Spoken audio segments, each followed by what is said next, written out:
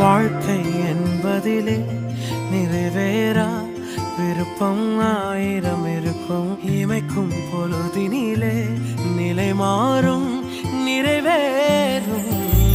ராஜாவின் மடியில் விளையாடும் அழகு செல்ல பிள்ளை எல்லாம் சரியாகும். விளையாடு மகிழ்வோடு. காத்திருந்த நேரம் மாறி பூக்கும் நேரம் வரும். நீ பூத்து காய்த்து கனி கொடுத்து வாழ்க்கை மாறிவிடும்.